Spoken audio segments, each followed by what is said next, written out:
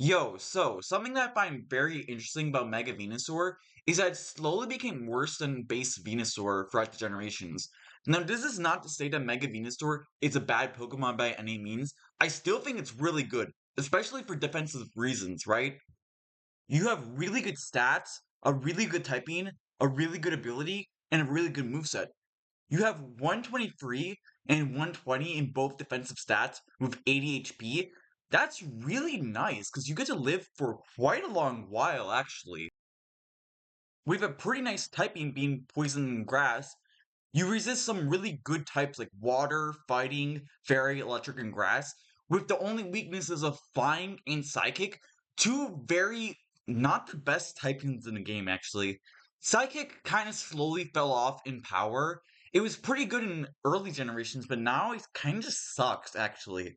And flying type is more defensive typing. And sure, you have ice and fire, but with thick fat, that pretty much just cancel it out, and now you don't have the weakness to them anymore. So that's really, really nice. With some really nice utility moves, like let's say you have stuff like, let's say, Synthesis, or Leech Seed, or Hidden Power Grass, or Sludge Bomb, Toxic, Leech Seed.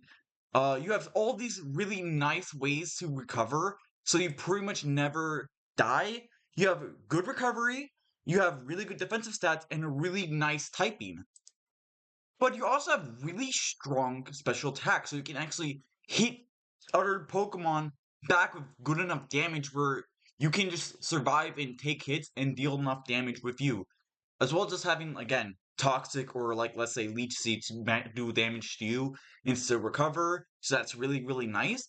And not gonna lie, you have 80 speed, which doesn't seem like a lot, but for a wall, that's pretty good. Because not too many Pokemon that are defensive are that fast of Pokemon. So that's really nice stats.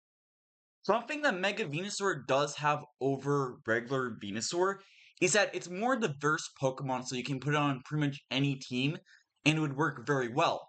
However, in Generation 9, Sun teams have become much stronger than they have ever since the whole entire game, honestly. With new Pokemon like, let's say, Paradox forms, like, let's say, Walking Wake or Roaring Moon, or really strong fire types like Iron Moth, we have Ceruledge, we have Volcarona, or we have Skeledirge, for example. We have some really nice fire types and some new Paradox forms. Well, also, you have decent stats enough to use it. You have decent enough special attack. It's not the best, but 100's not horrible. You have good bulk all around and 80 speed paired off with chlorophyll, which doubles your speed in sun. That's really nice.